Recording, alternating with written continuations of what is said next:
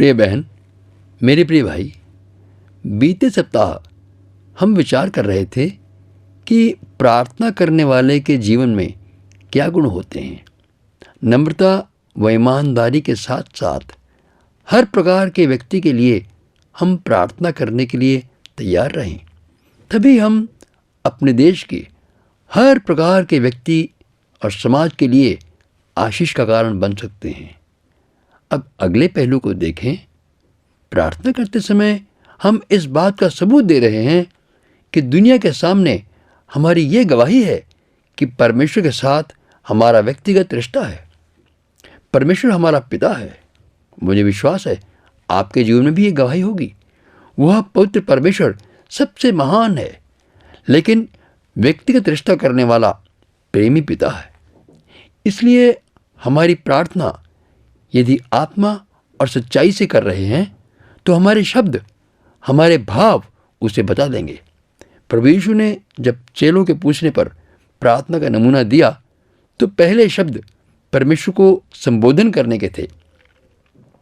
इसका मतलब कोई खास शब्द बोलने का नहीं, बल्कि जब आप परमेश्वर से बातचीत करने के लिए आते हैं तो कैसे आप उन्हें बुलाते हैं, संबोधित करते हैं, वो इस बात को जाहिर करता है कि आप में कितना अपनापन है, कैसा घनिष्ठ संबंध है। परमेश्वर ने हमें पवित्र आत्मा दिया है कि हम उसे अब्बा कह सकें। ये शब्द इब्रानी बोलने वाला सिर्फ उसे कहेगा जो उसका जिस्म और खून के रिश्ते से पिता हो।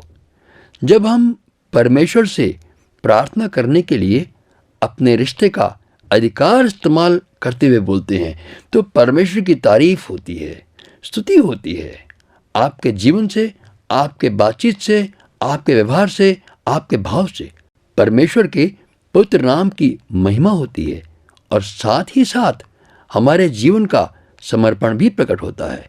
लेकिन यदि हम रटे रटाए शब्द से प्रार्थना करते हैं तो परमेश्वर की पवित्रता को भुला रहे हैं। नतीजा ये होता है कि प्रार्थना करने के बाद भी हम सोचते हैं कि काफ़ी नहीं हुआ, फिर भी प्रार्थना करनी पड़ेगी। क्यों? है ना? आपने भी ऐसा अनुभव किया होगा। इसलिए अगर हम प्रार्थना की महत्वपूर्ण आशीष व अधिकार को पहचान कर चलें तो हम प्रार्थना के विजयी व बलवंत योद्धा बन सकेंगे। इसी समय जब हम परमेश्वर की महानता को पहचान रहे हैं तो परमेश्वर की दया जो हम पर हुई उसका कारण था इज़राइल का आज्ञा न मानना, हुक्म अदूली करना था। यहाँ पर मैं आपको एक बात खास कर कहना चाहूँगा कि हम तारीफ करें कि परमेश्वर ने हमें अपने राज्य में आने के लिए चुन लिया है। यदि हम अपनी बात कहने से पहले इस्राएल के उद्धार की प्रार्थना करते हैं तो हम परमेश्वर के वायदे को सच्चा मान रहे हैं कि परमेश्वर ने जो वायदा अब्राहम से किया था उसके बाद पुष्ट दर पुष्ट वे वायदा दोहराते रहे। दाऊद से भी किया और उसके बाद भी होता रहा, क्योंकि परमेश्वर हमारा न बदलने वाला, सच्चा और विश्वासयोग्य परमेश्वर है। ऐसा करते हुए हम परमेश्वर के राज्य की मुनादी कर रहे हैं और हम इस्राएल के प्रति शुक्रगुजार हैं, जो कि पिता परमेश्वर के दिल को छू लेने वाली बात है। खैर, तो हम विचार कर रहे थे आत्मा व सच्चाई से प्रार्थना के विषय पर। आत्मा से प्रार्थना का मतलब है पवित्र आत्मा की अगुवाई लें। जो बात हम कह रहे हैं अपने दिल से कहें, हमारी अपनी आत्मा की पुकार हो। और सच्चाई से करने का अर्थ हुआ कि हम परमेश्वर के राज्य की महिमा के लिए मांग रहे हैं। जो मांग रहे हैं वास्तव में वही चाहते हैं, दिखावा या पखंड नहीं, दूसरों को सुनाने या दिखाने के लिए नहीं, बल्कि सत्य मार्ग पर चलने के साथ साथ मांग रहे हैं। आत्मा व सच्चाई से प्रार्थना करने के कुछ और पहलू भी हैं जिन पर हम फिर विचार करेंगे, लेकिन इस समय मेरा उद्देश्य आपको ये समझाना है कि जो प्रार्थना करें वो धीरज से, आत्मा व सच्चाई से प्रार्थना करें, न कि लिखी लिखाई सीखी हुई प्रार्थना जो कि हम धार्मिक अगुओं से सीखते आए थे।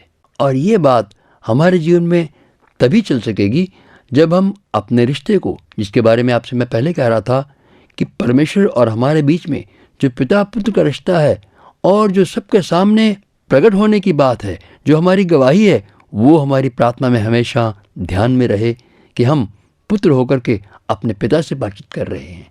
हम सहज भाव से बातचीत करें जैसे पिता से बातचीत करते हैं। अधिकतर हम इस भाव से बातचीत कर जाते हैं जैसे कि हम कहीं पर भाषण दे रहे हैं और सुनने वाले लोग सुन रहे हैं। परमेश्वर से बातचीत करना हमारे बातचीत से, हमारे स्वभाव से, हमारे भाव से प्रकट हो कि हम परमेश्वर पिता से बातचीत कर रहे हैं। प्रिय बंधु, हम जब परमेश्वर की इच्छा पूरी करने के लिए दुआ मांगते हैं, इसका मतलब हमारी लाचारी या कमजोरी नहीं है, बल्कि परमेश्वर की इच्छा को सिद्ध योजना मानकर हम परमेश्वर का आदर कर रहे हैं, क्योंकि हम जानते हैं कि हमारा पिता सब कुछ हमारी भलाई के लिए ही करेगा। प्रार्थना करते समय यानी परमेश्वर से बातचीत करते समय परमेश्वर का हमारे प्रति प्रेम, हमारे प्रति कृपा और पवित्र आत्मा हमारे दिल और दिमाग को तैयार करते हैं कि हम आत्मिक आंखें खोल कर देखें और शारीरिक आंखें बंद कर लें।